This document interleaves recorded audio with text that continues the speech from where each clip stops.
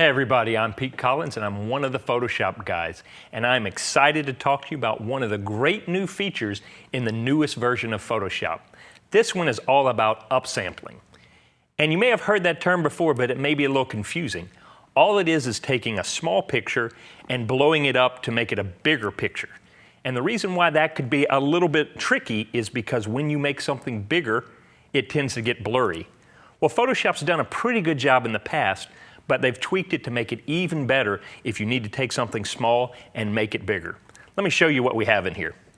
Let's say you have an image like this that you want to use as an element in something and it's just a little too small. Or perhaps you needed to print something and you wanted it to match the paper that you had.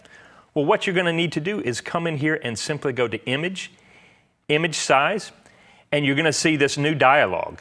The great thing about this is you can adjust the size of the window to see what you need to see, and that's a great improvement. Also, what you may want to do is set this for when you're playing around and learning how upsampling works. Just simply set this to %. You can have it pixels or whatever you want, but I like to play with %, and then now I can see how it works by simply going and typing in 300, and what that's going to do is it's going to increase the size of this picture by 300%, or make it 3 times bigger. Now, one of the great things you have with this new feature is that you have 7 different options here. And they also have keyboard shortcuts, so you could just toggle through them. The one you're probably going to like to play with the most is Preserve Details. And this is where they've done some great tweaking to allow you to get some really good upsampling detail.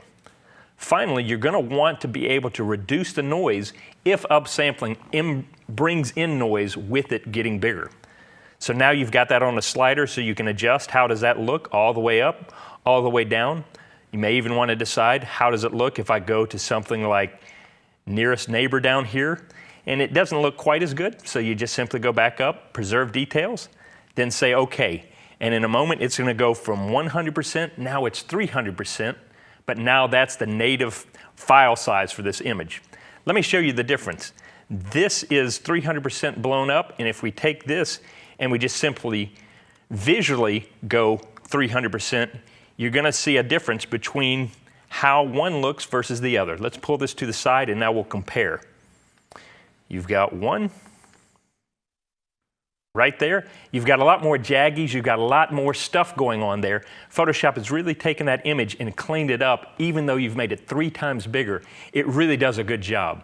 So if you ever need to get in there and make something a little bit bigger, or even quite a bit bigger, I'd go to Image Size and play with that upsampling and be able to get a much better image than you could before. Once again, I'm Pete Collins, and I'm so excited with these new features. Make sure you check out the rest of them here on the website, and thank you for watching.